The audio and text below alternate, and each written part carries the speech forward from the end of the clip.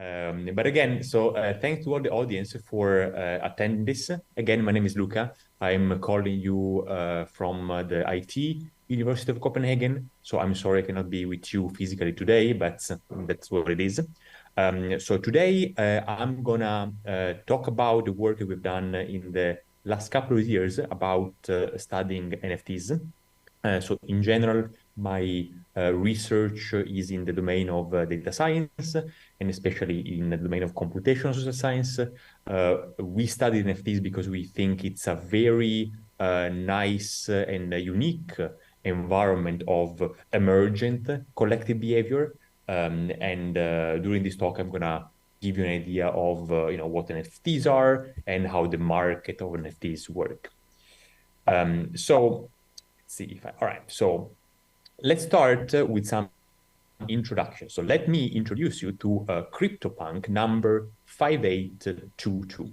So this is just a simple image, a raster image, 24 by 24 pixels that depicts a face of a so-called punk.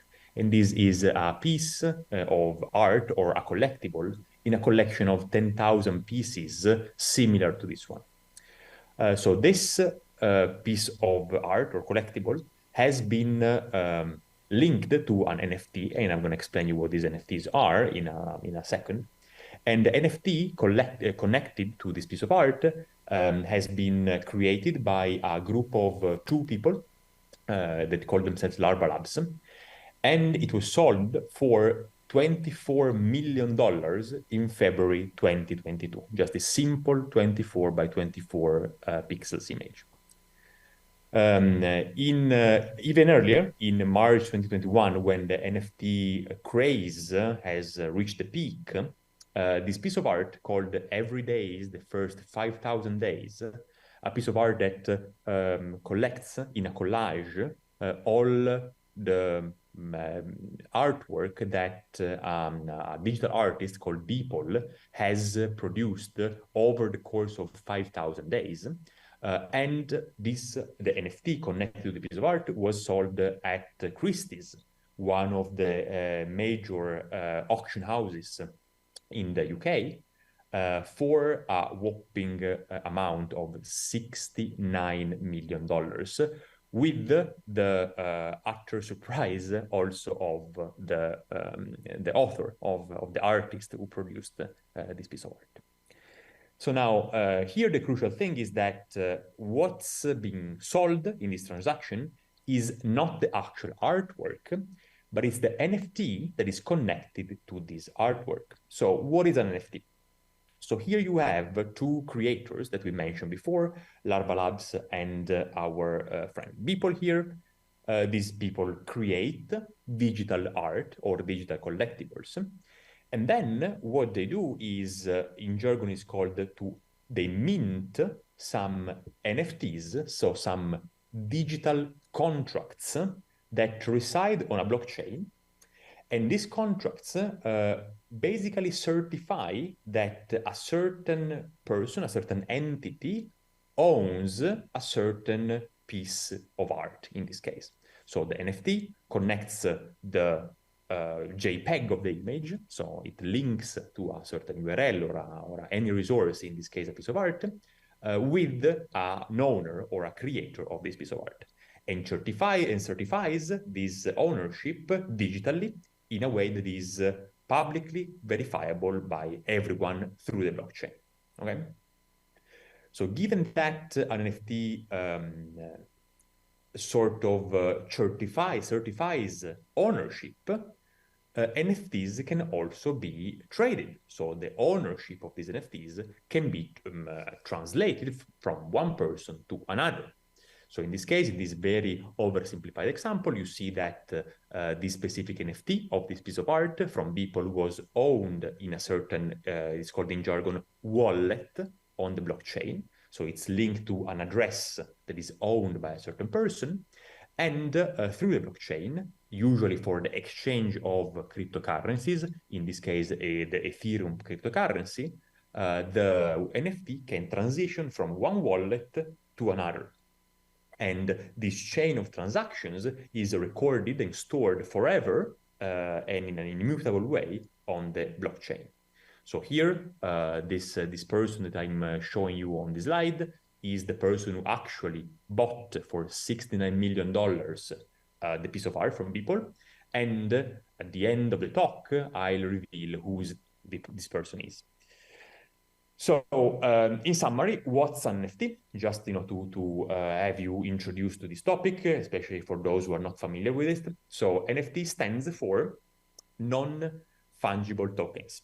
And these tokens are basically cryptographic contracts that live on the blockchain that certify that a certain entity, a certain person, owns a certain piece of digital item. Okay?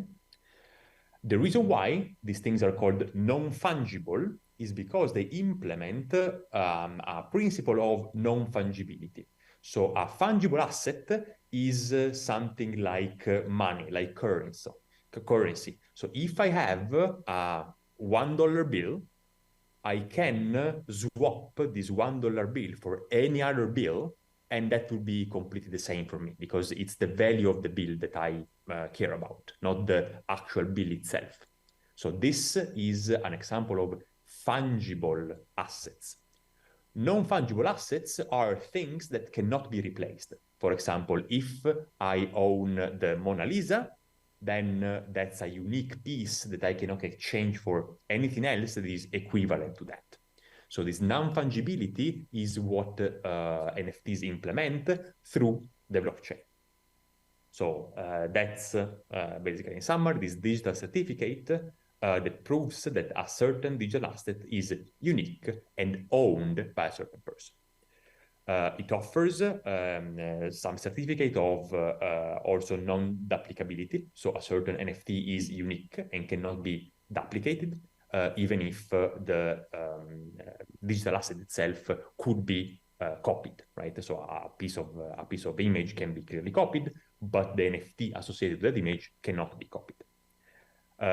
Usually, the type of digital objects that are associated with NFTs can, in principle, can be multiple, can be anything, but traditionally and most popularly, usually images, videos, and audios have been associated to NFTs, but also code, for example. So, but in principle, any piece of information can be associated to this. Again, as I was saying, since the NFTs certify ownership, it means that this ownership can also change over time through trades. And this is the focus of our study. So the trade of NFTs happens through marketplaces. These marketplaces, you have to imagine that these are basically websites that provide an entry point, a visual entry point for people to buy and sell different NFTs. And this website then communicate directly with the blockchain, usually performing some management of wallets of different people who are involved in these trades. So here you see one of the most popular marketplaces for NFTs that is called OpenSea. And OpenSea arranges different NFTs by collections. Here is a collection. Usually a collection is the creation of one single creator. The one that I highlighted is the CryptoPunks collection, the one I mentioned at the beginning, with 10,000 of these unique faces, as you can see. If you go inside the collection, you can see each individual CryptoPunk in this case, and each of these items can be sold, and usually the sale is performed through an auction. And so people bid, and then the highest bidder gets the NFT in exchange of usually cryptocurrencies, in this case, Ethereum. So this one specifically has been priced at 8.75 Ethereum, okay? This whole trend started back in 2017, and one of the very first collections of NFTs that got a lot of popularity was called the Cryptokitis. So this is a set of collectibles that are connected to a game.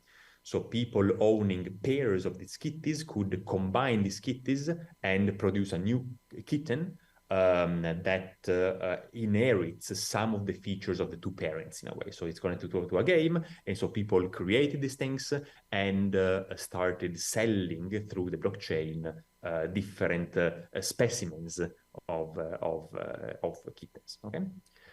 Since then, as you might have heard from the news, especially in the last couple of years, NFTs became a media craze. And here you see a very simple plot of the daily volume of transactions of the NFT market through time from 2017 to early 2021.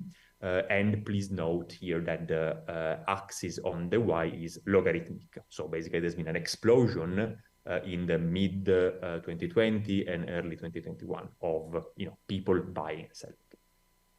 So here is when the first kitty was sold at around $100.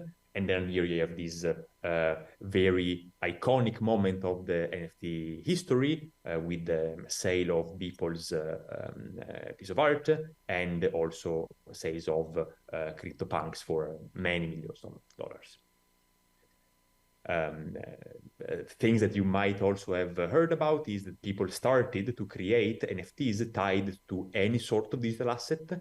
Jack Dorsey, the creator of, the founder of Twitter, associated an NFT with his first tweet ever tweeted, and sold it for almost 3 million that then he gave in charities.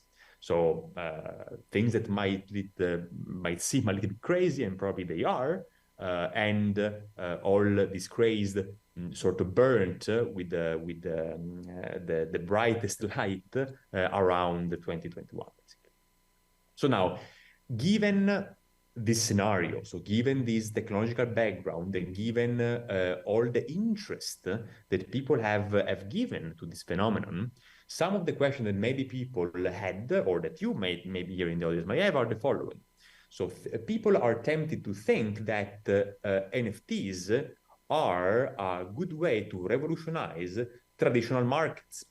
For example, the way in which the art market works. So how artists profit or could profit from selling their artwork, or even the music industry. So can we imagine a scenario in which the music industry relies on the blockchain completely, and selling a piece of music connected to NFTs, or gaming, and so on and so forth. So many have been speculating that the NFT market is revolutionizing the mechanics of traditional markets. So this is a question that we started to think about, and we tried to answer in the analysis that I'm going to present later. The second is, does the non-fungibility make sense for digital objects? So if I have a CryptoPunk is just merely a JPEG, just a raster image. And this piece of art can be copied by anyone, right? So does it make sense to add some non-fungibility to this inherently fungible piece of data that can be copied infinite number of times and exactly be the same, be exact replicas, right? So does it make sense? We're going to see that later. And last but not least, many people thought, look, this is the next thing that will make a lot of people very rich. So many people got tempted and to invest a lot of money in the NFT market. So since we have been studying this market quite closely, I will try to answer also this third question by the end of the talk. Okay. So to do that, we started an endeavor to study the dynamics of the NFT market and the predictability of these dynamics. In this endeavor, I was not alone, and we assembled a team, a multidisciplinary team of several people, most of them from City, University of London, but also other people from other institutions here in Denmark, for example. Okay.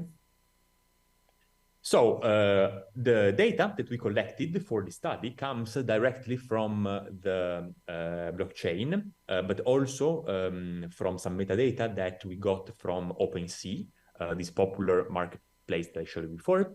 And it includes 6.1 million transactions in the period between July 2017 and April 2021.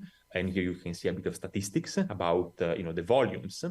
The good thing is that this dataset is open and available, and many people studying dynamics of NFT trades have used it in the last couple of years.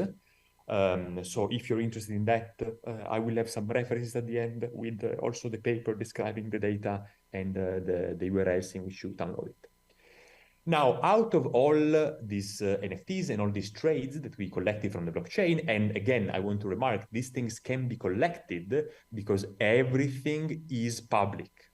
The blockchain is a completely open technology, and so everyone could go on the blockchain with the right tools and understand all the chains of sales for a specific item, okay?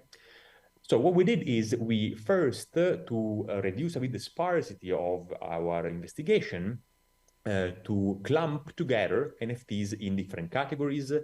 We consider these 5 ones: art, games, collectibles, metaverse, and utilities. So here, utilities are things that are connected usually to code. Metaverse are pieces of digital items that can be used in metaverses.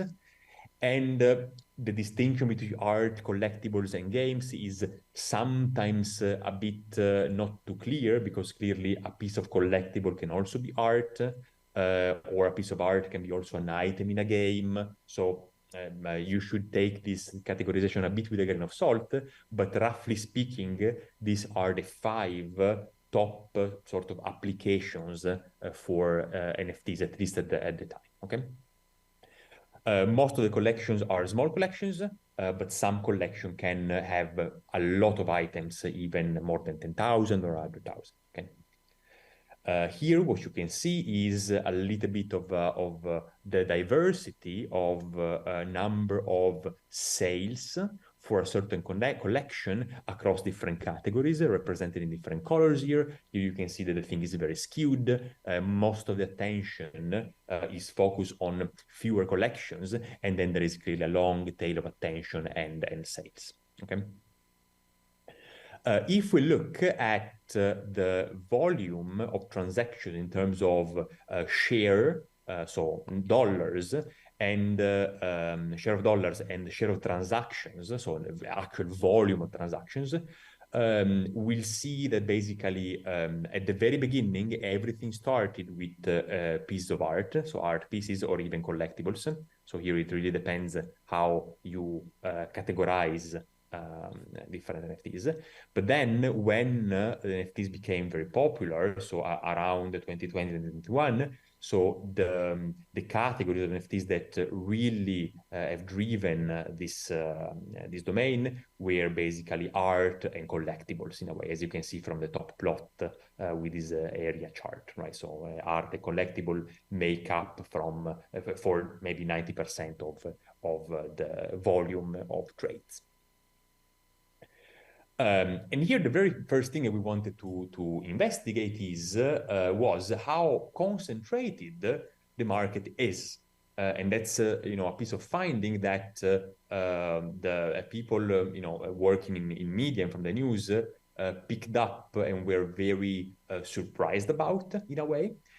So we found that the market is very, very, very concentrated.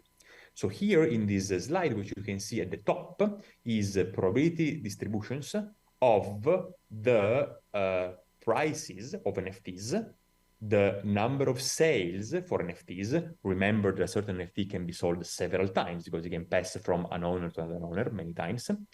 And then the number of sales for different collections. Here's distributions, and you can see some fits here with the dashed lines.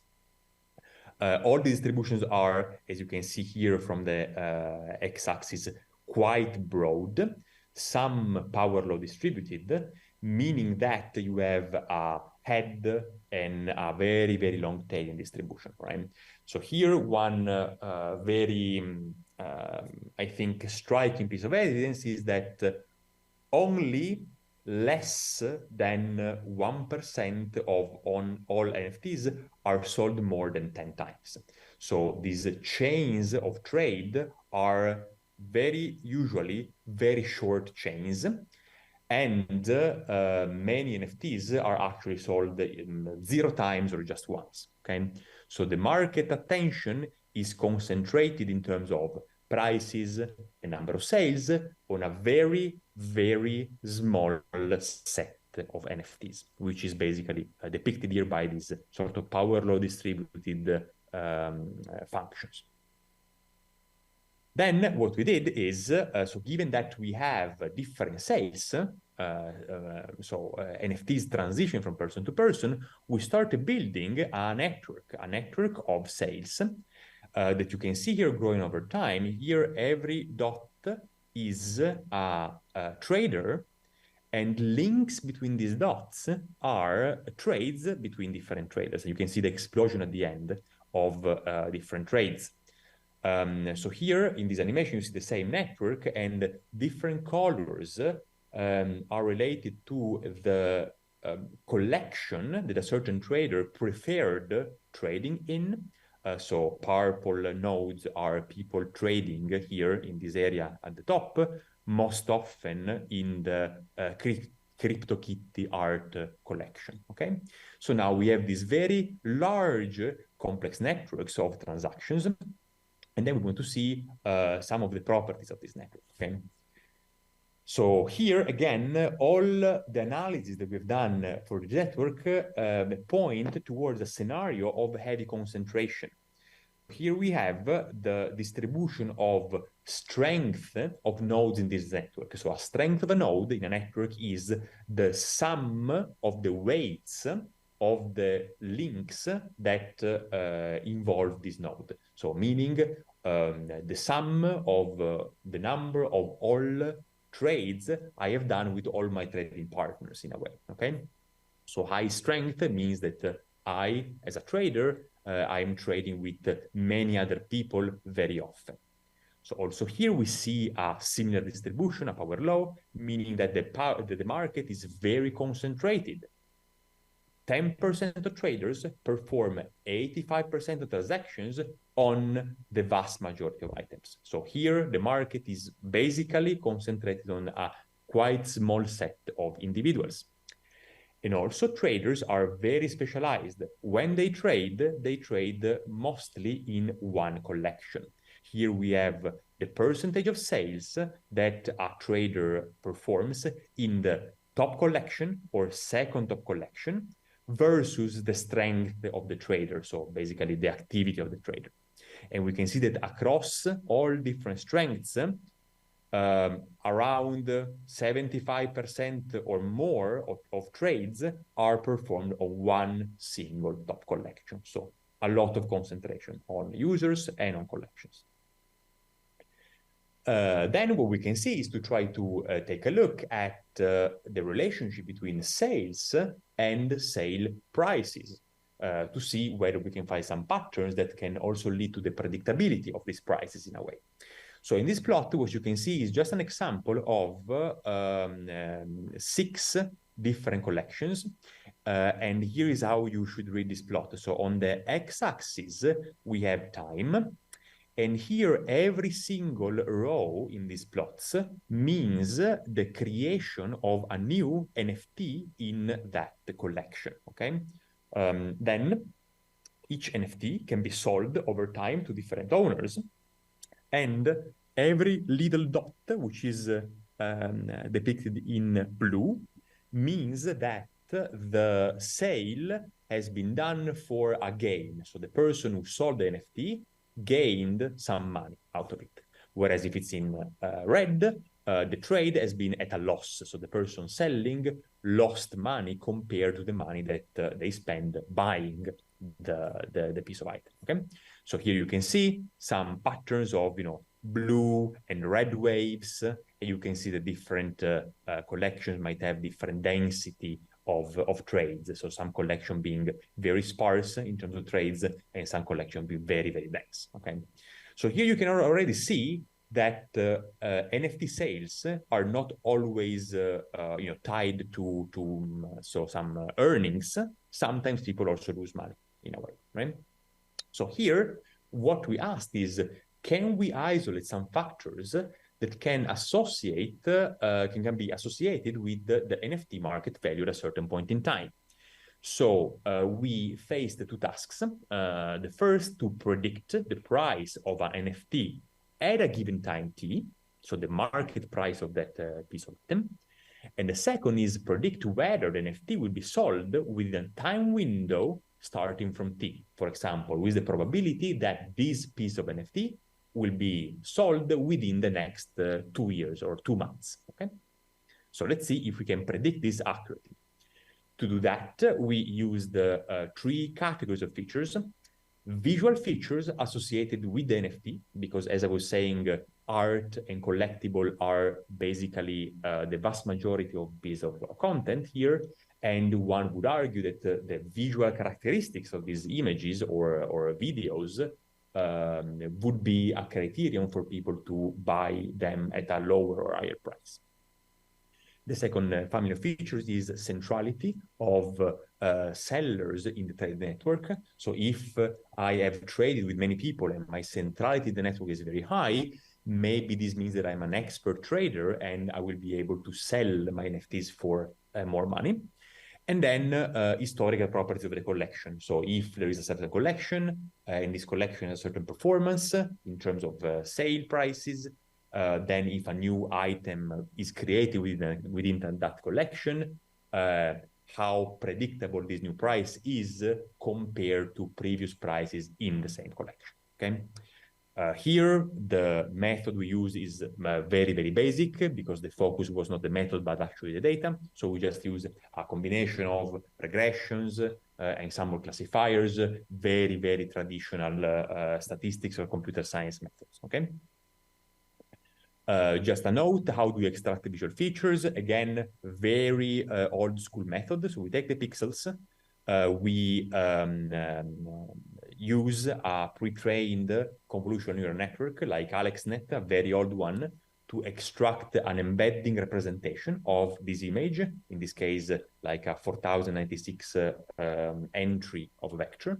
Then we reduce this space using PCA, to, for example, 5 features that define the visual characteristic of this item.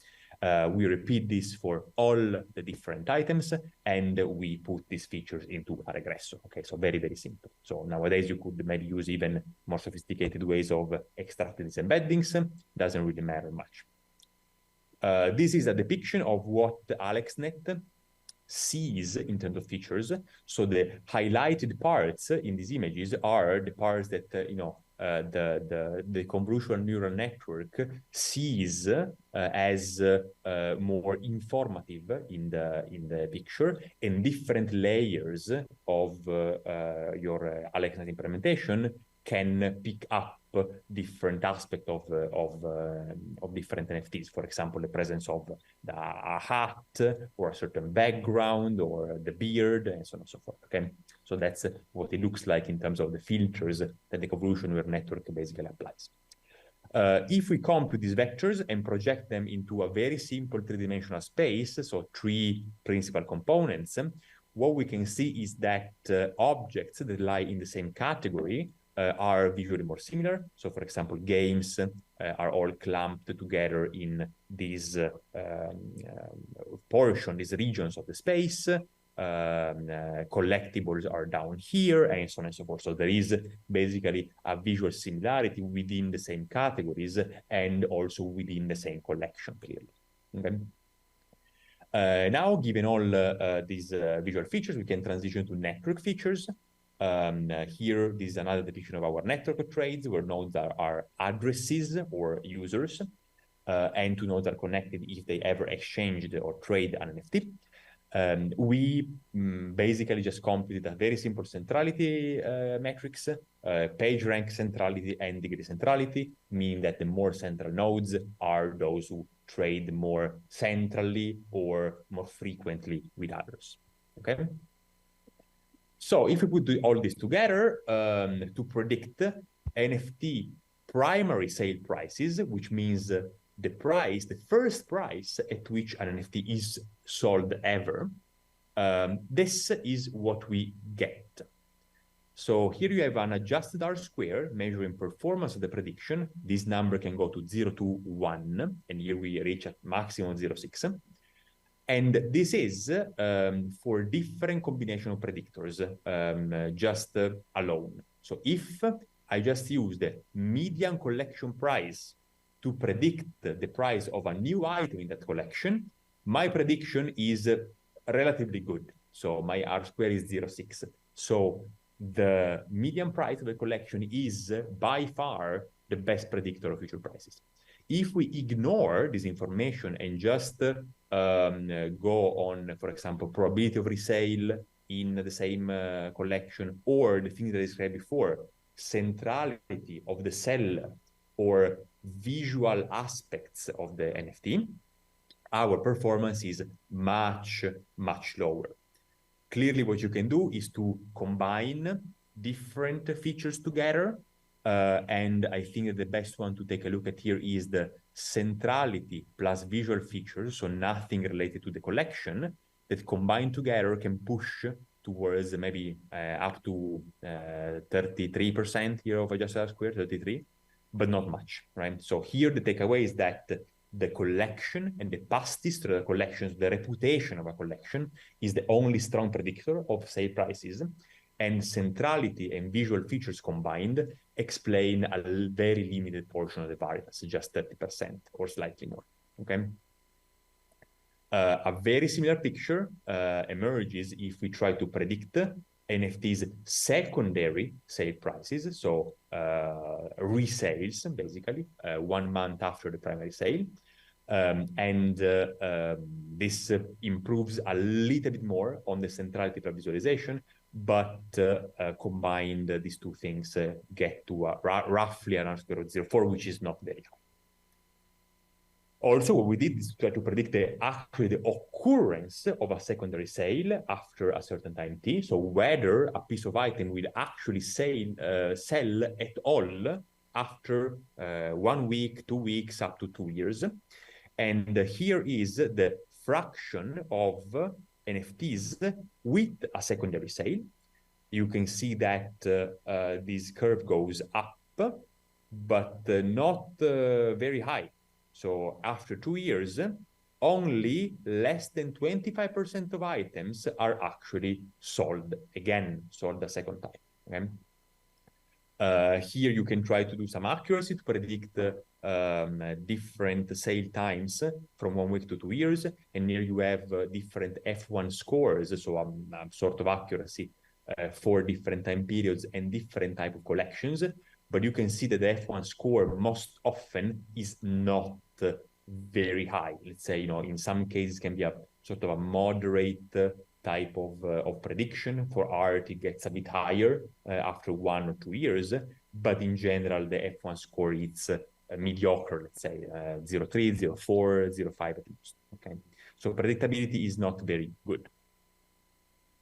So, but what we have learned by this is that instead, the information inside a certain collection actually determines the price very well. So if we know the collection, then we can predict roughly the price. Therefore, in a second piece of work, we focus on collection-specific features in relation with the price. So we zoomed in each individual collection, treat this collection separately, and try to see what are the patterns inside the collection that can determine the price. So this is a different piece of work with a different data set that includes 410 collections from a website that is called Rarity Tools, including more than 1.5 million NFTs for almost 4 million sales. Also, this one is available if you want to play with it. So the reason why one wants to focus on this collection is not because the collections are very predictive in a way, but also because collections are very structured in terms of the attributes that define different NFTs. These attributes are usually called traits, and in this case of CryptoPunks, each punk can have different traits in terms of different hair, maybe color of the skin, makeup style, accessories, and so on and so forth, right? So here, for example, you have a certain CryptoPunk that combines the female type plus green eyes, a red lipstick, and a mohawk, the type of hairstyle, right? So now why this is particularly important?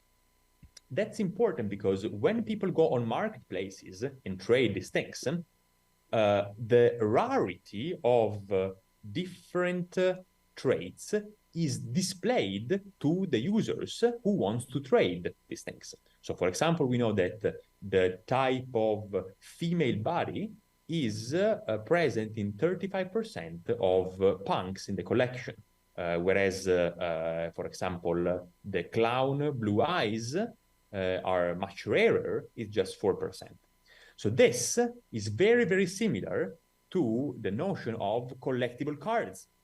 You know, different, for example, if you're familiar with all the Pokemon cards, some cards were more rare than others because they had rare attributes or rare traits. For example, a normal Charizard versus a holographic Charizard, right? So you have way fewer holographic ones than normal ones, and therefore the holographic ones is more rare, perceived as more valuable, and therefore sold for more money, okay?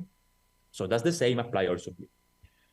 To check that, we computed a rarity score for each NFT, which is an aggregation of rarity of traits. So a rarity of a trait is a ratio between the number of NFTs in the collection and the number of NFTs in the collection with trait R. So if this number N is very big and the occurrence of R is very small, my rarity is going to be very, very big. Okay, so in this example here, for each of the traits of this CryptoPunk, I can compute a rarity score over here, and then I sum up all the rarity scores to get a rarity of my NFT. And these are the scores that we use to as a proxy for rarity of our pieces. Okay, then we normalize it between 0 and 100 within a collection just for the sake of presentation. Here, what you can see is a distribution of rarity scores for different collections, all right? So here you have the probability that a certain piece of item with a certain rarity is present in a collection, okay? So here means that you have in this specific collection here in the middle, several collections that have a low, so several, NFTs that have a low rarity score, and fewer NFTs that have a very high rarity score, right? So this seems trivial because it seems to say rare stuff is rarer, but this is not given because a collection could be composed by NFTs that are completely unique and all have unique attributes. So these will be all equally and maximally rare, and they would not originate a distribution like this. So this is an artificial distribution that is created by creators of collections in a way that there are some traits that are very common and other traits that are very, very rare. So to quantify this systematically, what we can see is if we compute a correlation between these two variables, so here, for example, the R would be very negative, so because the slope is very clear, minus 0.9. And if we do a distribution of all the correlations for all these collections, we find something like this. So most of these correlations are negative, meaning that this rarity is distributed in this a very unequal way. Okay, so here rarity plays a big role, and rare NFTs are basically scarce within each collection. Now let's see if this rarity correlates with market properties. So we see that the more rare an item is, the lower the number of sales. So rare NFTs circulate less on the marketplace.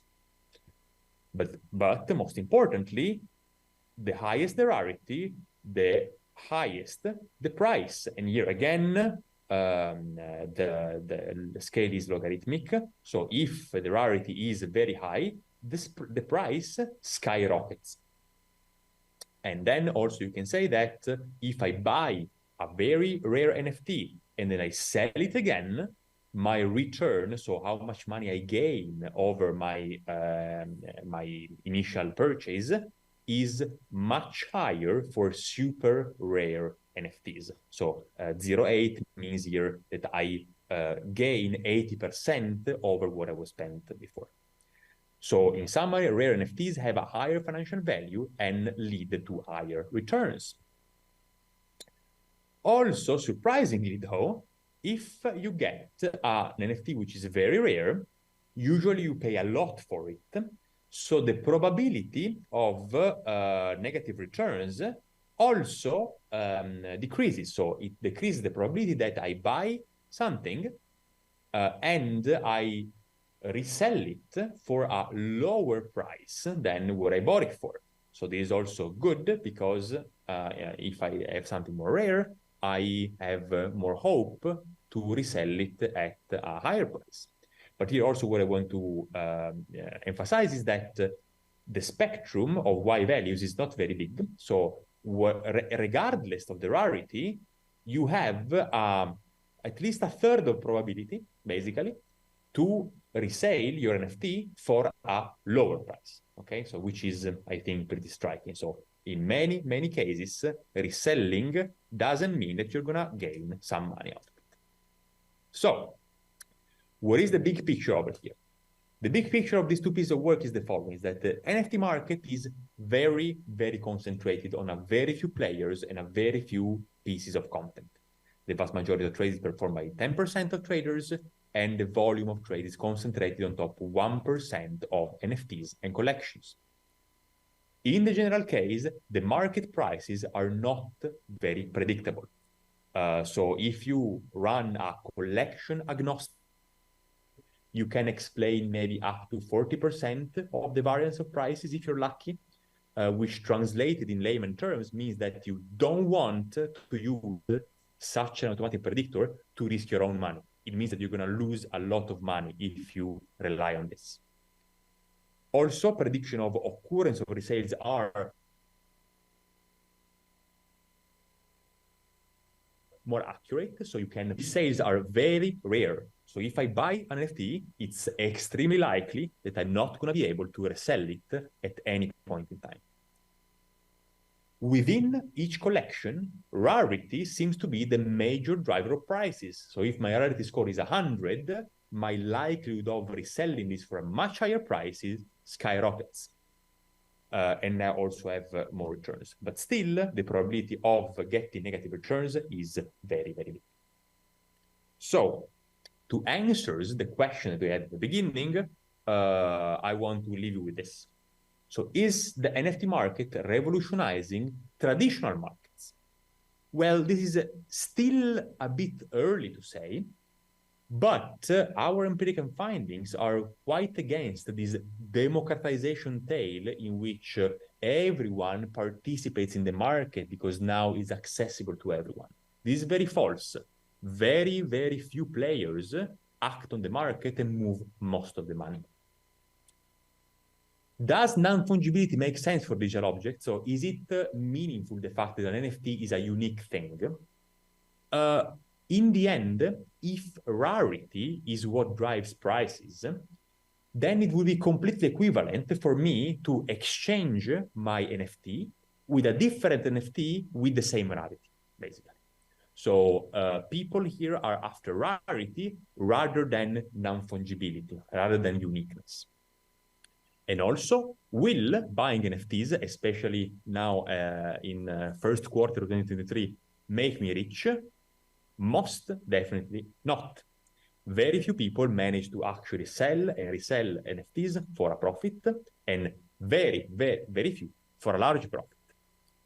But then you can say, but Luca, look, you started your talk talking about multi-million-dollar sales. So what about those? And now I'm going to reveal what's about those. So the first sales here of this CryptoPunk for $24 million has been, so this piece of item has been sold to this person, Deepak, who is a CEO of a blockchain infrastructure company, who was interested in promoting the company with this specific, let's say, PR stunt, okay? Same thing happens for the Beeple piece. So Vignesh is an angel investor in blockchain technology, an early investor in cryptocurrency. So he bought this piece for a lot of Ethereum, but he had plenty to spare because he invested early. And therefore, to boost his business, he gave the idea that NFTs were very, very valuable. So this is basically a self-fulfilling prophecy. So if we say that these things are available, then they are available because we have money to throw at it. But this doesn't mean that collectively these things have any value at all. So here you can see the reference of these two papers that we wrote about it. The first one was particularly popular and still quite cited, the top 10 in this scientific report papers for year 2021. Both have data sets available, so if you want to check them out, and if you want to ask me questions afterwards, here you find my email address and my Twitter account for, so until Twitter stands, let's say. Thanks, everyone. And if there is a little bit of time of question, maybe 10 minutes, I'm here to answer.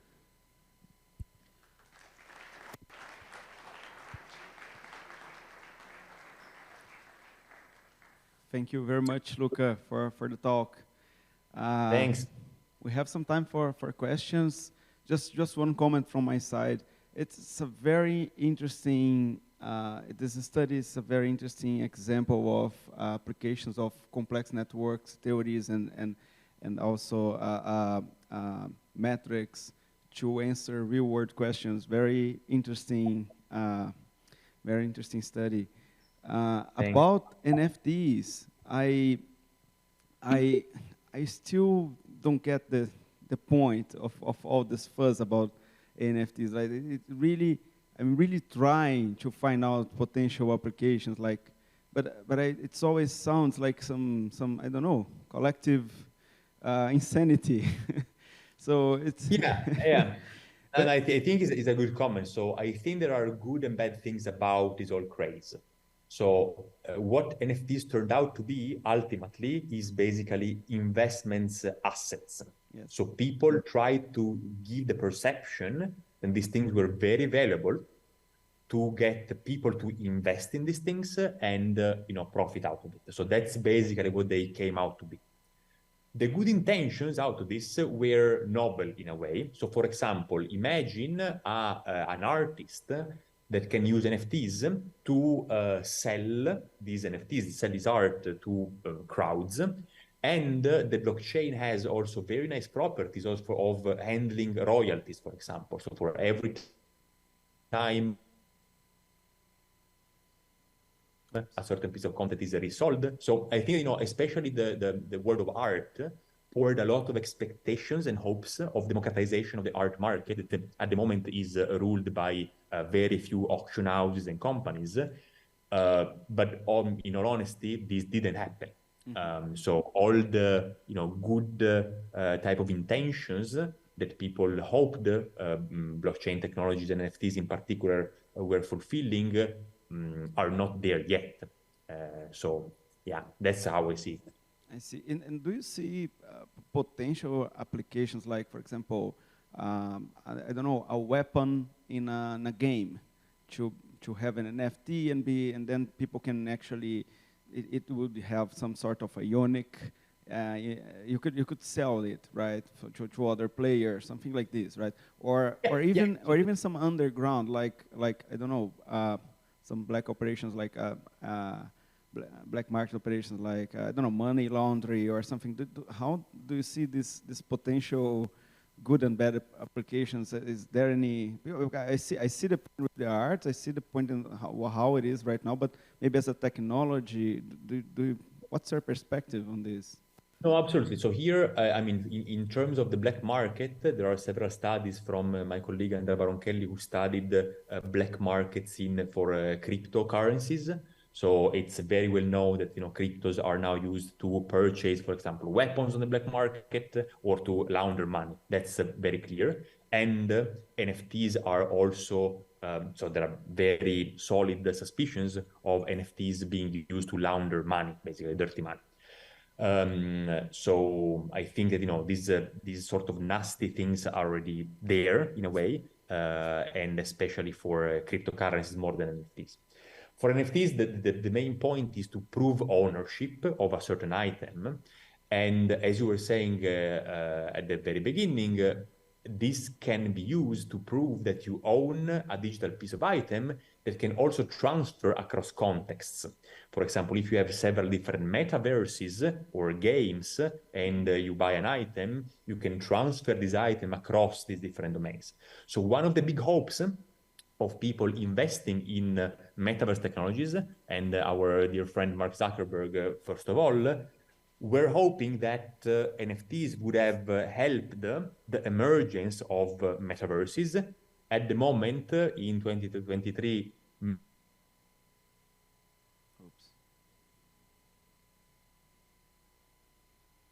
Our connection.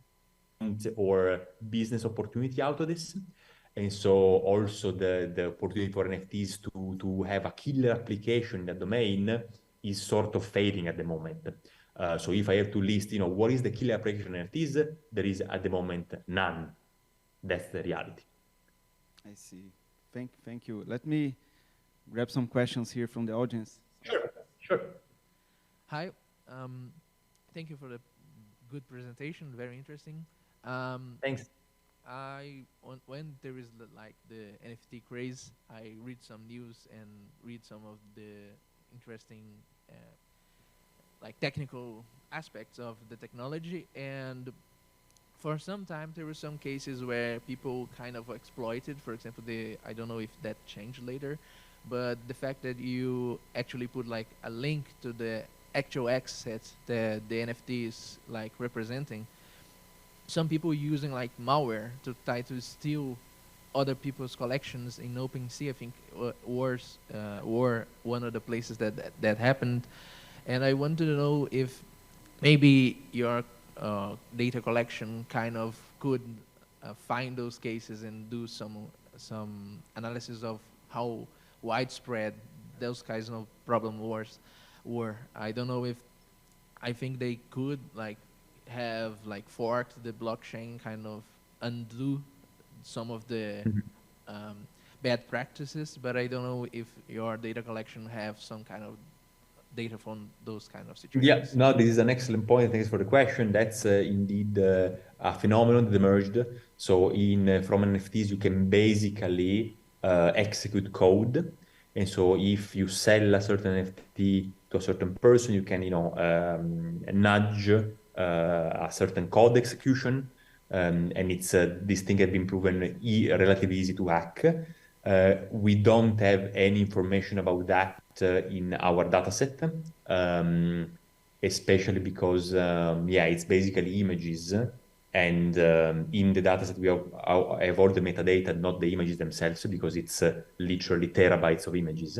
But it's a very interesting avenue of exploration. I don't think that anybody ever has estimated the size of this malware diffusion phenomenon on NFTs. So it's interesting if one would be able to do it, but I'm not aware of any resources really available to do that. Okay, Barbara has a question. Hi, Luca. Thanks for the great talk. Thanks. Well, I wanted to know if you have studied, or if not, what do you think about comparing collections within themselves? And I ask this in the sense of understanding what makes one collection stand out and become popular in first place?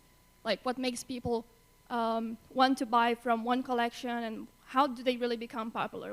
You have studied very popular collections I forgot the names, the CryptoPunk and the Yacht Club or something. Yeah, exactly. Sure. And when I think about the real world, if you want to buy let's say some physical object, maybe you will buy it because of the physical properties and utility that this object has to you. But in the NFT world, there is no utility, at least right now. Some people just buy it as collective assets. And then I was just wondering, like, in this scenario, how do these collections become a thing in first place? Yeah. So this is, I think, the hardest question, right? So why did CryptoPunk became CryptoPunk and all the popularity they gave?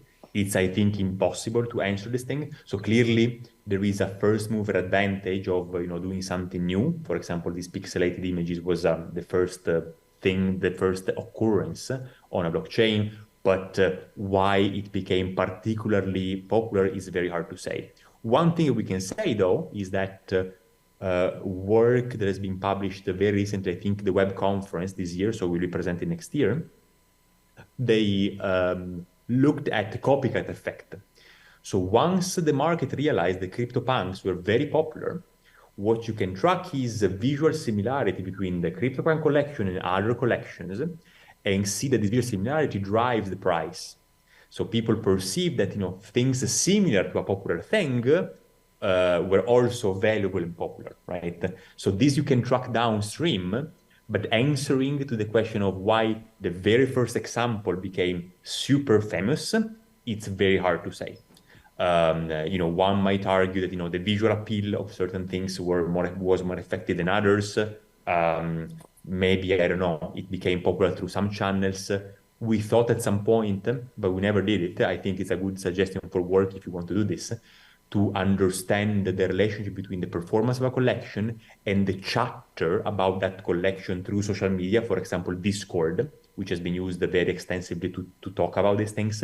But it's a $1 million question, right? So if you could predict in advance or explain in advance what are the things in a new product that people will buy a lot, then you'll be billionaire immediately, right? So it's a great question. Maybe one could shed some light by looking at all these layers, but I don't have an answer for it. Hi, Luca. Thanks for your talk. Very interesting. While you're talking, actually in the middle of it, you mentioned, but I immediately relate to collectible cards, because here in Brazil, we just had the World Cup, and I found myself buying those cards for my son. And I saw some cards being selling by like thousands of reais, which was unimaginable for me. It was amazing. So I was just wondering whether you have given some thought of trying to apply economical laws, because I see like a law of offer and demand, and also some sociological theories like rich get richer and everything to explain these facts. When you showed the R2 for a median price, I saw this makes a lot of sense, because why did I buy the collectible cards? Because all my friends, all my son's friends wanted to buy, so I wanted to buy too. So it makes sense for following the others. So have you given some thought to applying these techniques from economics?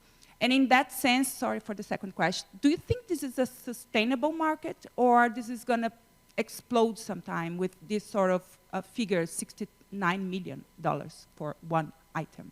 Do you think this is sustainable? Yeah.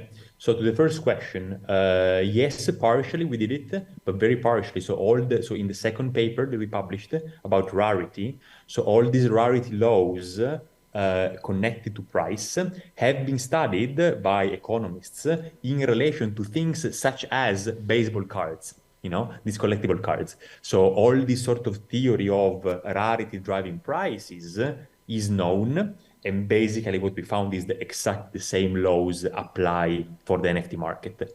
Many other things like, Matthew effect or network effects, we didn't investigate much, and one could do a more systematic exploration of this economics law to see how much it applies.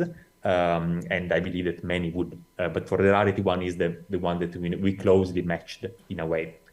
The motivation, I don't think that in this case is about a lot about peer pressure, but it's about the false prospect of gains. So people, given the hype machine around NFTs, believed that investing in NFTs, especially in popular collection, would have made them rich, which clearly was false and still is false nowadays. So this segues in the second question. This market is clearly, absolutely not sustainable. So there is absolutely no way for people to believe for a long time that a piece of digital art, 24 by 24 pixel, is worth tens of millions of dollars. It's basically a very articulated and collective illusion, and if you want to call it scam, maybe by some, to try to induce the perception that a piece of item is worth a lot of money. This is, I think, in my perspective, even worse than cryptocurrencies, because cryptocurrencies have different applications. There is an inherent value of them. Here, literally, you can buy something for $70 million, which is inherently worth zero the next day. And so the risk that people took, and a lot of uneducated people in technology took in buying all this stuff, saying, oh, I'm going to do a lot of money out of it, they burned themselves quite badly. So market is not sustainable. As we speak, the NFT market has gone very much down. Now it gives some signs of going up again, but clearly the super craze of multi-million-dollar purchases is now gone, it seems. Still, I think it's interesting to study these things because it's a unique example of how a collective behavior creates a system with crazy laws, you know, and that's why, as a computational scientist, I'm interested in studying these things. So we are running out of time, so I will just take one last question. Sorry, guys, that I will not take more questions. Okay, just one more. Hi, Professor. Thank you for the amazing lecture.